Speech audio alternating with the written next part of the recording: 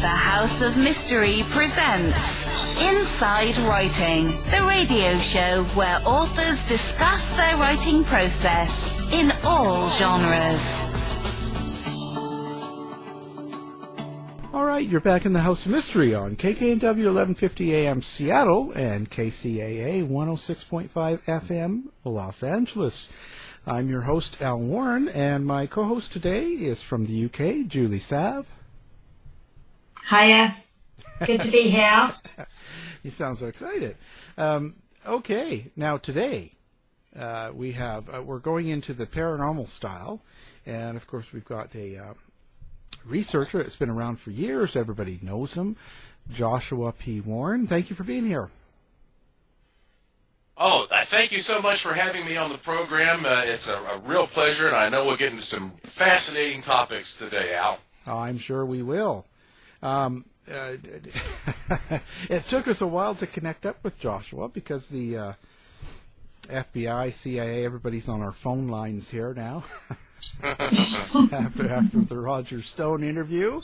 You guys can get off now. We're not really getting into anything about Trump, so hang up.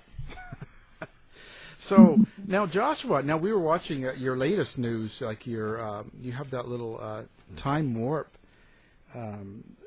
thing that happened to you. So maybe tell everybody about that. We watched the video, but let the listeners know what happened. Yeah, absolutely. Well, I right now am in Las Vegas, Nevada, where I have a part-time residence. I just established that recently. I've been doing a lot of work out here shooting TV programs, and I also produced a big event out here recently.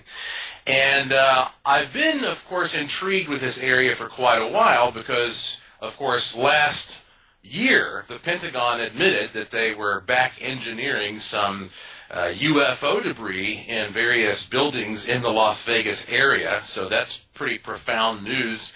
And then, of course, there's a long history here of exotic technology being tested. There are stories about Area 51 and gravitational manipulation and all that kind of stuff that might be associated with UFOs.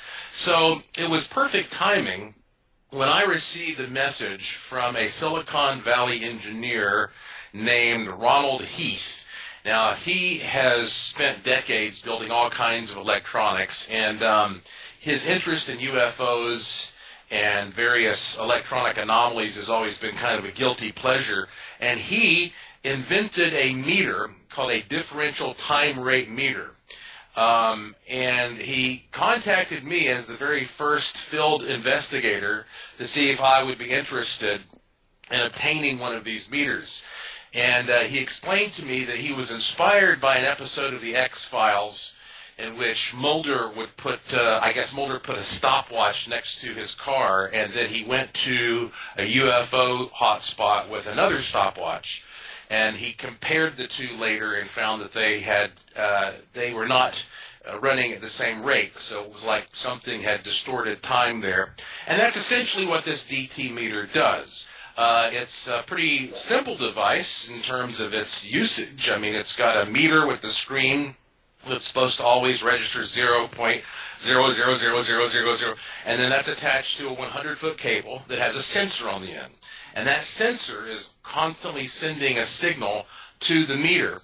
And it's always supposed to get there at a constant rate of time at any particular place once it's calibrated. That's not supposed to change unless something huge happens, like a black hole approaches Earth or something along those lines. And so in testing this, I decided to take it to Area 51. And I envisioned that maybe as I traveled from Las Vegas, hours north to Area 51, stopping along the way, here and there, testing, that maybe as I got closer to Area 51, I'd pick up some kind of time anomaly because they might be working on some kind of alien technology that manipulates gravity and space-time. Well, it turns out, ironically, I didn't find that much that was interesting around Area 51. But just outside of Las Vegas, just north of Vegas, about, 20 miles or so north, out in the middle of the desert, sure enough, I measured time slowing down by 20 microseconds. So that means if you took 1 second and you sliced it into 100 little pieces, One of those pieces is a microsecond. And so it's very small, but it's very significant when you consider that I tested this thing over and over and over and over, all over the place, never got anything out of the ordinary. When I reported this to Ron Heath, he was just ecstatic because he's had 2 of these things running for months in his lab, and he has never gotten an anomaly. And it just so happens, Al, that this particular spot in the desert where I got this anomaly is one of the most prominent UFO hotspots where people are constantly seeing and filming strange lights in the sky at night. So this is just the beginning of my research, but this was reported by Fox News, and over the past week, this story has gone all over the world. It's now in Newsweek and Inside Edition and made the Drudge Report, and so there's a lot of discussion happening right now about this finding and how it may or may not relate to paranormal phenomena. So did you know, Josh, the exact spot that you laid down that 100-foot cable? Did you already know that was a hot spot for UFOs, or was it guesswork? Because on your video you've got numerous places that you tested, but why that particular spot? Why did you choose that particular finite spot? Well, it's really because that was the first spot on my drive to Area 51 where they did not have these traffic cones on the side of the road because they were doing road construction for miles and miles and miles. They're renovating the highway there, Route 93. And so I would have pulled over much sooner, but that was the first spot where it seemed that I had a convenient opportunity to pull over. So it was just serendipitous, I suppose. It was kind of a nondescript area, and then it was only later on that I realized that, wow, this is where a lot of that really amazing UFO footage has been coming from. And what's even crazier is that since this has been released, I actually I got the email yesterday from somebody accusing me of stealing somebody else's idea because supposedly 6 or 7 months ago, some other fella had gone to that same spot and said there was a time anomaly. And I was like, what? So I'm not sure how to make sense of all this, but I think that as far as I'm concerned, this is the very first step in the process is gathering data. It's difficult to see how this is going to lead us, but I have a feeling that I will eventually find these time anomalies are much more regularly dispersed than one would imagine, and that they probably, once plotted properly, will coincide with many of these areas where people experience strange phenomena. And what's the relevance to the time anomaly? Because it is in milliseconds. So what would be the benefit of that being there in a kind of an alien context? Well, when it comes to UFOs in particular, time has always been an interesting attribute to their sort of technology. So, for example, you have these stories about, say, a guy in Texas at 10 o'clock on a Wednesday night who's heading down the interstate, and all of a sudden, a UFO, flying saucer type, is over the truck, and the truck just stops, and the beam of light comes down, and nothing will work. And then the saucer flies away, and suddenly the truck starts working again. It's not like he had to turn the ignition. It's not like the engine was turned off and he had to restart it. It was like time itself had been frozen there. And there have been a number of particular cases along these lines. In 1978, there was a UFO researcher who documented the same type of thing supposedly happening with frozen time, missing time around a UFO encounter. And, of course, when you get into some of these stories about Area 51 in particular, Bob Lazar, who is the controversial whistleblower who came out in the 1990s claiming that he used to work at Area 51 back engineering stuff, he says, and I sat right there in person and heard him say this, he says that he was shown an engine that manipulates gravity and therefore manipulates time around it, and they, in the laboratory, could take a candle and put that candle right next to this engine, and the candle flame would freeze. And it was obvious that time itself was being frozen or stilled right around this particular engine that they'd gotten off of this UFO. And so these kinds of stories go on, but what you find is that even though that's how time might relate to UFO technology, you also have to think about other types of paranormal activity.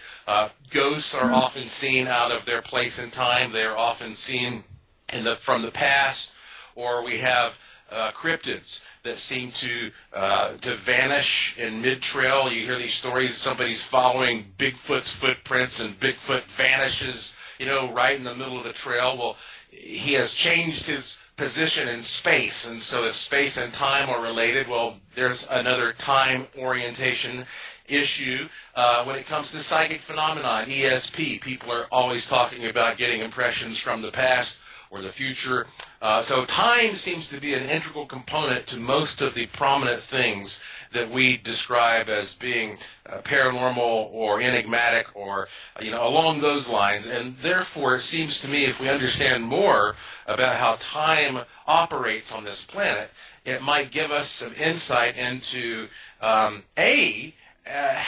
we are able to measure and document these things, but maybe more importantly, B, how we ourselves perceive them, how it changes the way the brain works, and how the little subatomic particles sort of crackle in your brain cells that might allow you to experience things on a different level.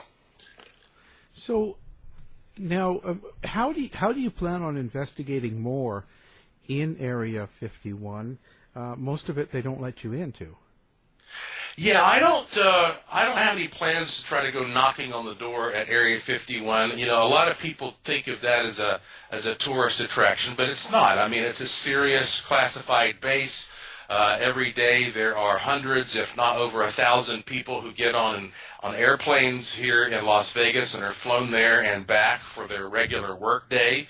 And so, yeah, I don't have any plans to try to go on to the base, but what I want to do is to go all around the Las Vegas area and start just taking these comparative results, because that's all I can do is go around and try to plot the data at different areas and then see if ultimately I get some kind of a pattern or a correlation, and maybe one that will, if it aligns with some of these strange experiences, give us more insight into that relationship between space-time and, for lack of a better term, the paranormal. What do you think it is? Like, what do you think is causing this? Do you think it's something that they're experimenting with, or is it just kind of an effect from something else they're doing? Well, if my best guess, and this goes, and I'll explain to you in a second, why I feel this way. My best guess is that this is actually probably a natural phenomenon, and that there are places on planet Earth where you could call them, wrinkles in time exist, and that we find that space-time is a much more flexible, flickering, unstable thing than we have been led to believe, because we now are getting technology that's so sensitive it's making it more obvious. And so I'll give you some examples of this. If you go to Google and you just type in NASA gravity map, it will bring up all of these interesting images that show Earth color-coded, either red or blue, and this illustrates the different strengths of the gravitational field around the planet. In some places, the gravitational field is stronger, and some places it's weaker. Stronger indicated by red, weaker by blue. And we know, according to everything that we've learned about quantum physics, that weaker gravity it produces a different time rate flow than a strong gravitational field. So in other words, a clock in your basement should literally run more slowly than a clock in your attic, because gravity slows time, and it's a very, very minute amount, but it is a change nonetheless. And I found by doing years of research in the Bermuda Triangle that you have this hot spot we call the Bermuda Triangle, which happens to be so blue on this NASA gravity map that you see it has some of the weakest gravity on Earth. And yet you have some of these other parts of the world where the gravity is very strong, and you have these red patches, and that's where you often find pyramids, sacred sites, and these are places where people would often go to seek some kind of refuge from the paranormal, because, you know, modern day guys like myself are kind of crazy wanting to go out and experience these potentially spooky things. Ancient people didn't like that. And so it seems like that all around Earth there are places that may be more or less prone to paranormal activity because of their proximity to strong or weak gravitational fields. And I think that it may be that places like Brown Mountain, where I'm from in western North Carolina, where people see these anomalous lights, the Brown Mountain lights, might be an example of what happens sometimes at these places, that you have a variety of sort of shifting variables in and around the Earth, and sometimes that actually creates some kind of a luminous effect, and it might almost be like getting a peek or a glimpse into, frankly, some kind of other dimension. Well, now, the bottom line is, what's going on in Area 51? Like, is that government known, and is it really with aliens, do you think, or is it just old technology of something that crashed on Earth? Well, at Area 51 is, you know, it is a bona fide classified military installation. It's a U.S. Air Force Army installation. Nobody even knows for sure what its actual name is. It's only been called Area 51 since that's what it was designated on a map, I think, in the 1950s, when they were looking at places to test out aircraft for secret missions during the Cold War. I think that the bulk of what happens at Area 51 is just the development and testing of military aircraft. And of course, there are lots of examples of that. You know, the stealth bombing technology and all that has come from Area 51. So it would make sense, however, that throughout the decades, when there has been some kind of crashed UFO retrieve, that you would take it to a place like Area 51, where you have the best minds in engineering and aviation in the world, who are going to try to break it down and figure out how it works. So I don't think that most of what they're doing there has to do with aliens, but I do think that there are areas where they are certainly looking into what we would consider exotic, perhaps alien technology, and but you know, I don't know how far they progressed, and again, this is not speculation. I mean, if you just look at the report that came out last year from the Pentagon that was verified by Senator Harry Reid and many others, I mean, they admitted that they're doing this, and they admitted they're doing it in the Las Vegas area. So, Joshua, we're having a lot of listeners now coming across from the UK, and obviously, you know, you've had those connections and investigations in the UK. Can you tell us a little bit about that? My investigations in the UK? Yeah. Well, I guess the most outstanding thing for me that I've done in the UK was just an investigation of the Tower of London. That's pretty cool. Yeah, I didn't have as much time as I wanted to, because I was on my way back from Romania. I'd gone to Transylvania to investigate a lot of the castles owned by Vlad the Impaler, and that was quite an experience for a couple of weeks. So on my way back, yeah, I stopped, and I did not arrange anything formal. I had a bag of gear with me, and I sort of went through the Tower of London and the whole piece of property there, taking various measurements. And I wasn't really surprised to find that there are indeed some very bizarre electromagnetic and electrostatic anomalies, especially in some of these areas that are pretty deep below the surface and really shouldn't have that kind of activity. So, I find that sometimes when it comes to places that have an enormous amount of great history, there may be what we think of as an imprint there that is left behind by the amount of sort of disruptive energy in the environment. And we don't understand. Yeah, exactly. And we don't understand exactly how that works. I mean, it tends to suggest that it may be some property of the environment that is able to record everything that happens. And if that's the case, then we might someday be able to tap into that technologically and play it back and actually witness history as it really occurred. So I think that's the kind of thing that's probably trapped in the Tower of London. And so that's the most extensive investigation I think I've done right there in the UK. That's fascinating because, of course, one of the things that people say is residual energy is attracted and can be transmitted through water. And, of course, that's right on the water, the River Thames, which is fairly fast-flowing, so the energy is high. And you've got thousands of people going through there every day.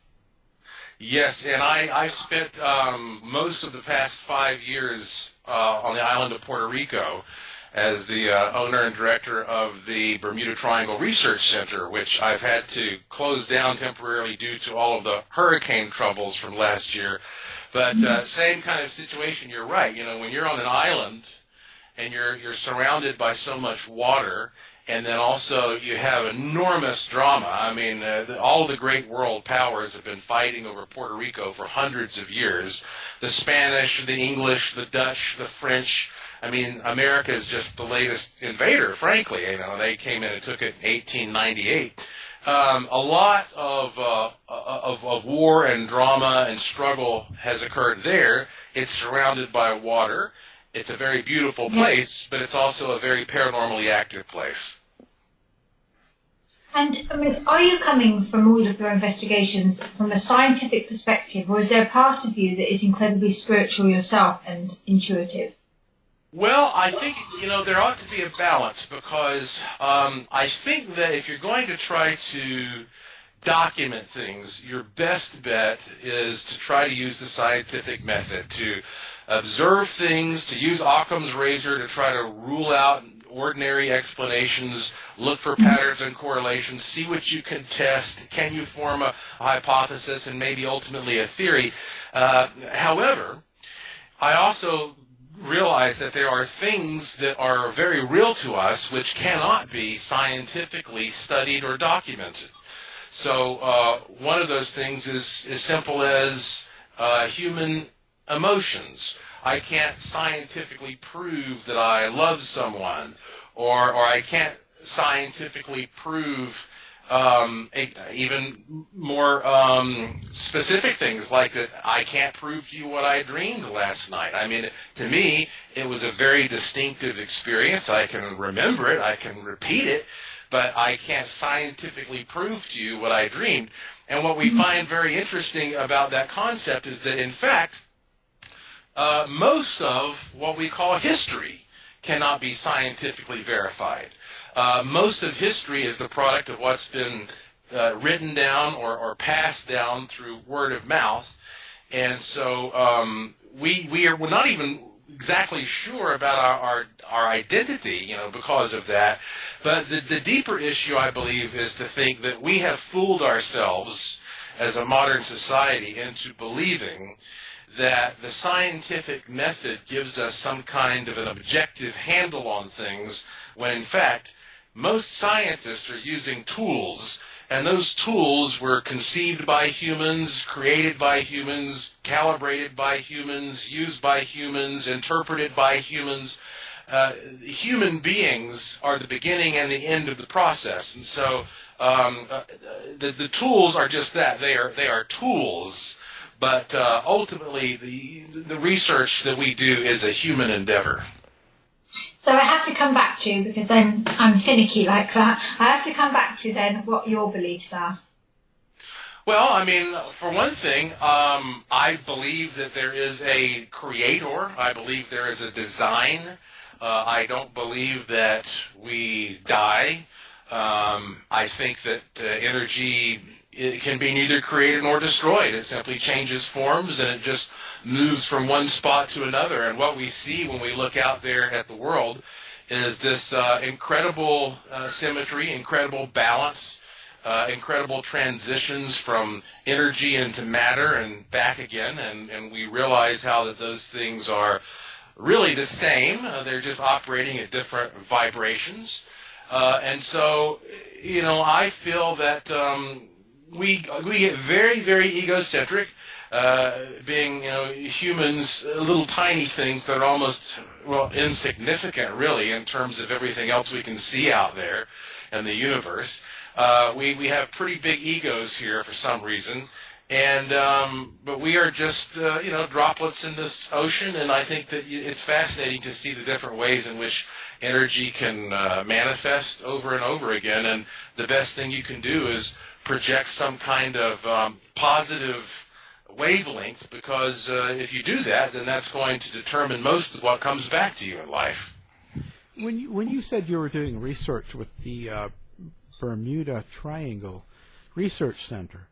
Mm-hmm. I was just wondering now, so in the 60s and 70s, it was really talked about in the mainstream a lot, all of the different missing planes and ships and stuff. Is this still going on in the Bermuda Triangle, or did it stop?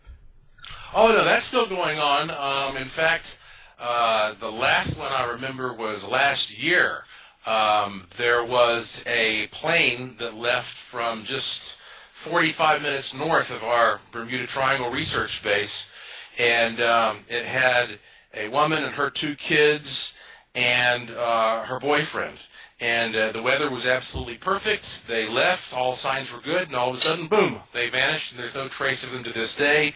There are also cases like the merchant ship a few years ago that went down. It was traveling to San Juan. The name of escapes me right now. But when that ship, it was hit by a freak storm. But what's funny is that when they went down to the ship, they could never find any of the bodies. Now, we're talking about sealed compartments within this big ship.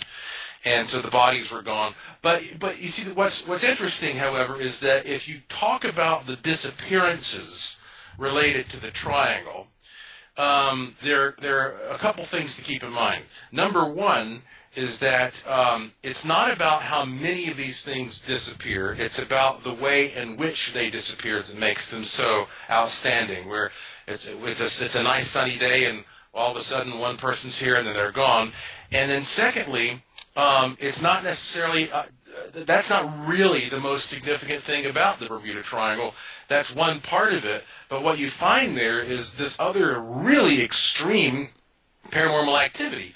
So if you take the island of Puerto Rico, for example, it's only 100 miles by 35 miles, and yet there you probably have more paranormal activity per square foot than just about anywhere else I've been. And that's because, for one thing, you do have this war-torn history I was talking about. You've got the oldest, most well-preserved city that's within U.S. territory there, Old San Juan.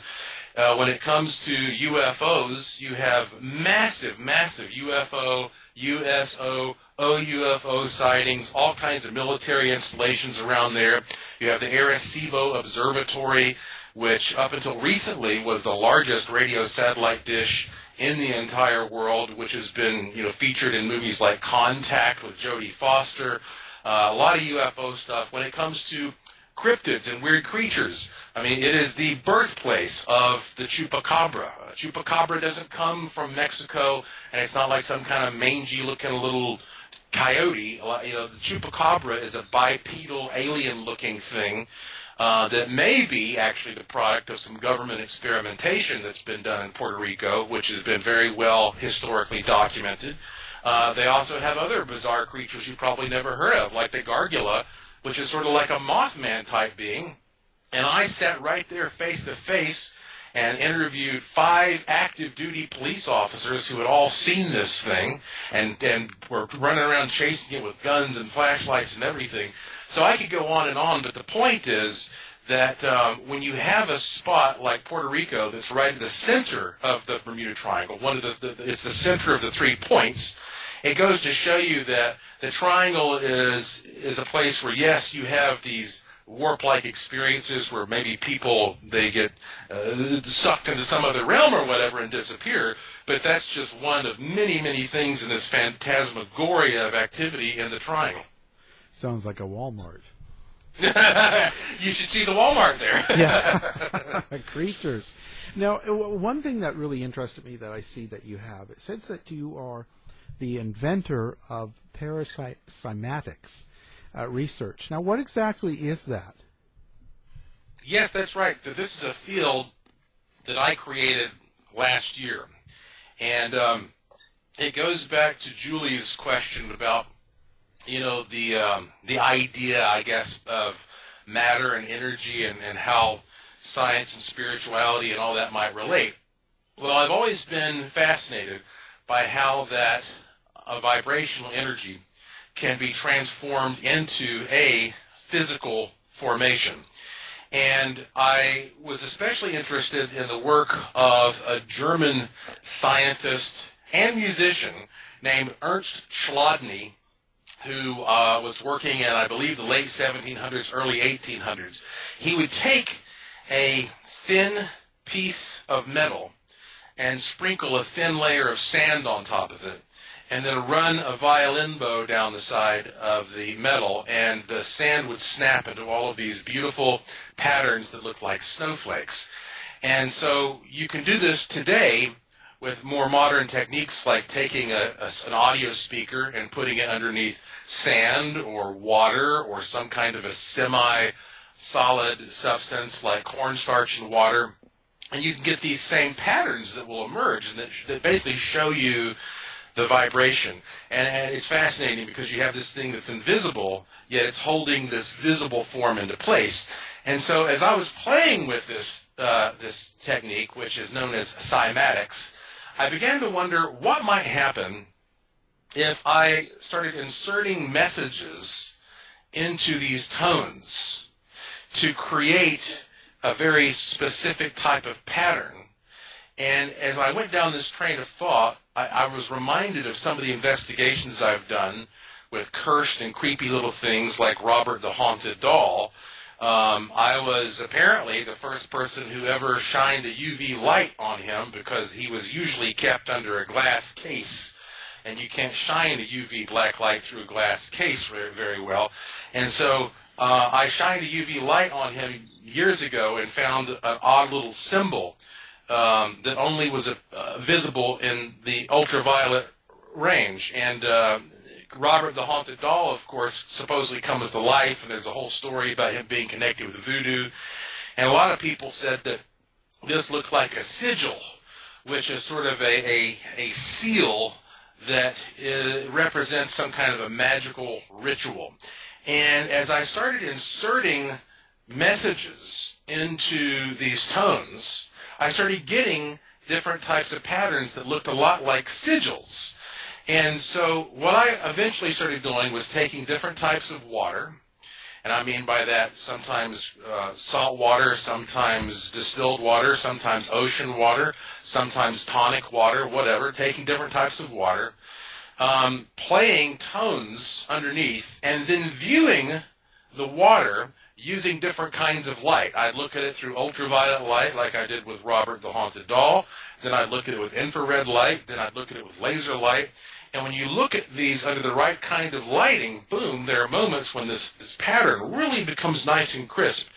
And so, and again, it would look very much like a sigil. So the first thing I did was I created a tone that said, I would like to attract a ghost, right? And so I ran the tone, I got a nice image that appeared, and then I took that image, I printed it out, and this was about probably, I'm going to say 2 o'clock in the morning, and my wife, Lauren, was asleep. And so I'm such a nice husband that I went up to the bedroom door, and I put that sigil I just created outside the bedroom door to see what would happen. And about 2.5 hours later, while I was downstairs watching a movie, my wife, who was a very sound sleeper, came down the stairs and said, "Did you just come into the bedroom?" And I said, "No." And she said, "Well, our house must be haunted then because something keeps shoving me in the bedroom." And once I explained to her what I had done, she was not very happy, but I promised that I would never do that particular experiment again. But she's used to it by now. We've been together for over 20 years. So that said, I started doing all kinds of other experiments, and I said, well, maybe you can create sigils for all kinds of things. Maybe you can create one for money. I was about to go to a casino, and I created a sigil to attract money. And I went to the casino and hit a big jackpot. And then I said, well, maybe I can create a sigil that would be helpful for a peace and quiet, because there are times when some of the neighbors would get a little noisy. And so I started making all these sigils, putting them on my website for free. They're there right now at joshuapwarren.com. If you go there and scroll down the homepage, you'll find them. And I always tell people there is no period after the P in joshuapwarren.com as a website address. If you scroll down, you can find these sigils. And people started experimenting with them. And now I have received, I'm sure, well over 1,000 messages from people around the world over the past year who have been telling me about the most profound experiences using these sigils. In fact, I know of 3 people who have gotten them tattooed on their body. And so this is something I plan to experiment with much, much more, but it has to do with the idea that there's a connection between these sort of magical symbols of old and what we now can understand and perhaps reproduce using our tools to take vibration and turn them into forms and patterns. One of the most common themes that's running through your discussion this evening, Joshua, is communication. So it doesn't matter what area of the paranormal that you're talking about, it's all about that communication and getting validation that there's something more. Well, one of the things I noticed is that you also have a museum and ghost tours in Asheville. Yes. Is that your particular kind of, suppose, your baby, the ghost stuff, or are you more kind of towards the UFO side of things or the historical application? Well, I'm a big fan of that quote by Charles Fort that one can measure a circle beginning anywhere.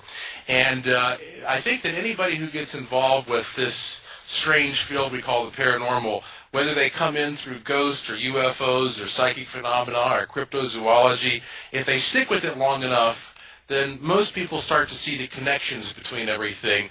And for me, my first step in was definitely through ghostly phenomena. I was born and raised in Asheville, North Carolina, which is the heart of the oldest mountains in North America. And so my family has been in that area on both mom and dad's side for hundreds of years. So I grew up hearing a lot of these really interesting sort of ghost stories and campfire tales and pioneer folklore and Native American legends and that kind of thing that often centered around a spiritual world. And so when I was a teenager, I became curious as to whether or not this stuff was real, and I started writing about it. I got a job at the newspaper, which is to this day the largest newspaper in the region, the Asheville Citizen-Times, and investigating these things. And finally I started publishing books, and I published a book called Haunted Asheville, which was the first book of Asheville ghost stories ever published. It became a regional bestseller, and that was really the first time I considered that I could make a living writing about spooky things. And so I continued pursuing this, in fact, for years before I ever actually saw anything that ghostly myself. And so that book immediately turned into an activity, and so that turned into a tour business. And then all my adventures brought me into contact with places where I could bring back artifacts, and that naturally progressed into the museum. And so now, Asheville, North Carolina, where we have my Haunted Asheville Ghost Tours, and the Asheville Mystery Museum is definitely a base camp for my operations. And in fact, it's now the largest walking tour in the state of North Carolina. It's one of the most popular attractions, and so I'm very pleased that to this day people still find it fascinating. That's fantastic. And it's amazing the scope of investigation that you do. I mean, as a psychic medium myself, I think you're right. You do become more kind of attuned to different things. But I'm slightly different in that I very much keep my focus on my mediumship and don't overcomplicate things. What's your view on how I, for example, would communicate with spirit? How do you think personally I would do that? Well, in my opinion, when we pass into spirit, we become more like a stream of information that's within the environment, frankly. So let me put it this way. A good analogy might be, well, the internet. So if you bring up a website on the internet and you see a tree there, you know that there's not a real tree there. What you're seeing is a pattern of information. And you can print a picture out, and you can get some kind of a physical representation of that tree that you can hold in your hand, which is kind of like what the body is. When you wad that piece of paper up and throw it in the garbage, though, that doesn't mean the tree is not still there on your screen. So the screen is a design, a pattern of information which represents who you are. And so I feel like that when we die, that information sort of disperses back into the environment in a way that is probably much more complex and even more beautiful in some ways than we can imagine, because I tend to think that you don't necessarily stick into one singular personality. You probably can merge into two or three other personalities. And so I believe that probably if you're going to be tapping into that, so to speak, maybe the best thing to do is to go into an environment and see if the environment speaks to you. And so, because I've never had a ghost appear and give me a message, you know. I mean, that's just never happened. I'm not saying it can't happen. It's just never happened to me. But I can certainly go into a room and feel like that this room is saying something. And so I think that, that's probably one of the key factors, is to not think so much about speaking to some individual that's sort of congealed in front of you in some humanoid form, but instead thinking of the information that's at that place that will give you a much sort of richer view, not only of the personality there, but also the past and the future, because I don't think time is necessarily as relevant at that stage. So it's kind of a vague answer, but that's pretty much where we are right now. Thank you. It's very complicated, and it's very difficult to ask that question and to be and have that answered back. Difficult for you because there would be we've all got different views, so therefore you wouldn't want to be offending or taking something away from my belief, and vice versa. So it was a bit of a difficult question, and I apologise for that. Oh, no, not at all. I think it's great. I mean, and this also shows us the boundaries and the limits of what we can do here in this particular incarnation. I mean, there's only so much that we can comprehend. That's why I tend to think that your life is similar to the life of an ant that's crawling back and forth on a gigantic photograph. Now, a huge photograph is made up of little dots, little pixels. And so the ant, it only has the brain capacity to process this one pixel at a time. And so you go back and forth, left and right, like a little scanner, and you scan this in pixel by pixel. And there are times where you get a clear picture, but not until the very end, when you actually have your moment of death. Does it all flash before your eyes, and that's what people talk about, their lives flashing before their eyes. And you see it because you're not limited for a moment. And it gives you a fuller idea of what you've been experiencing. And so that's why it's so difficult to describe these things, I believe, because we have to acknowledge our own limited capacity to comprehend all of this at once, because we are so small and the universe is so fantastically complex and huge and unimaginably vast.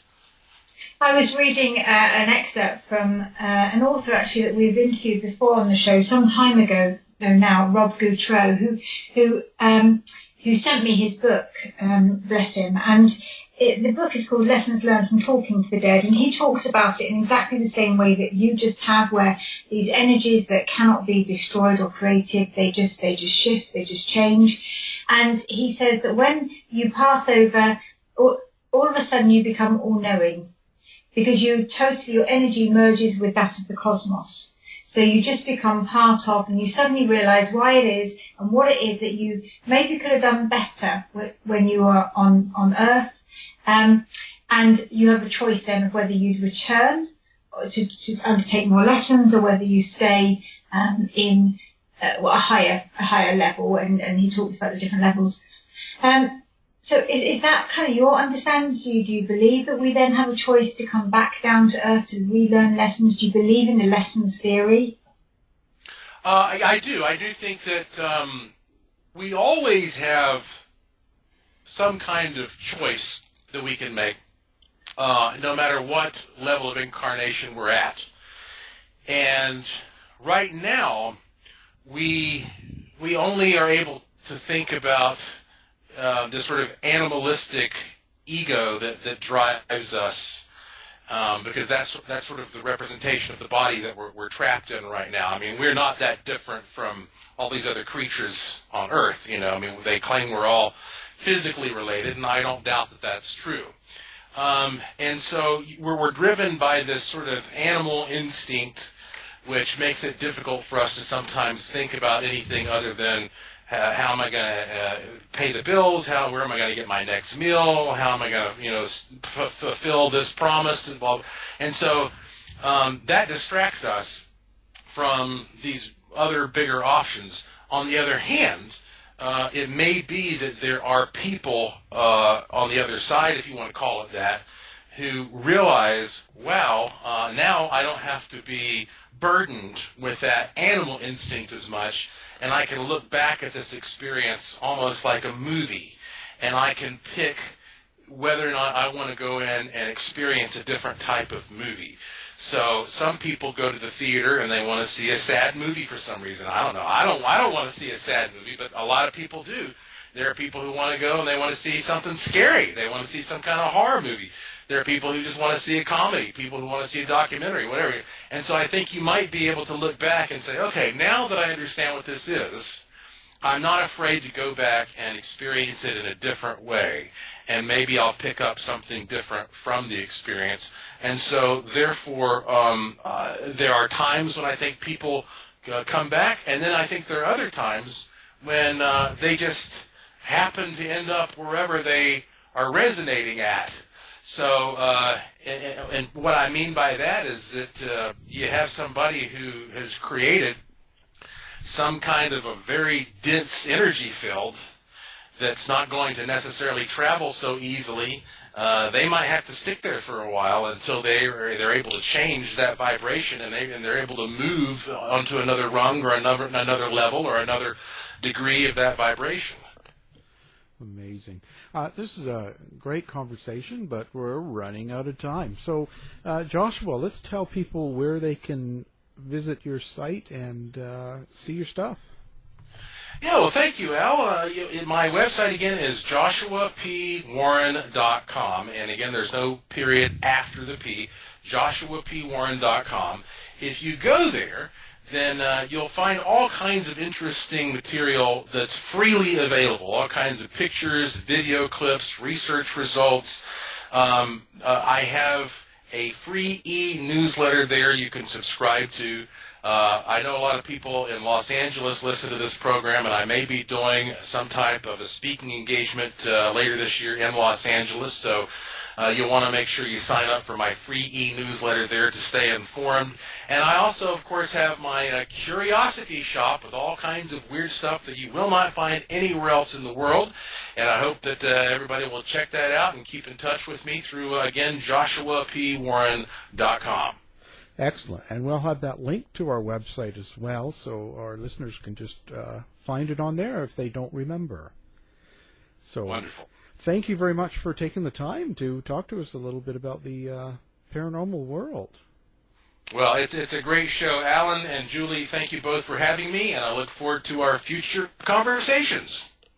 Thank you. To find out more about our show, guests, or to listen to past shows from our archive, please go to www.houseofmysteryradio.com. Show's over for now. Was it as good for you as it was for me? Well, good night. This has been a production of Something Weird Media. I'll be back.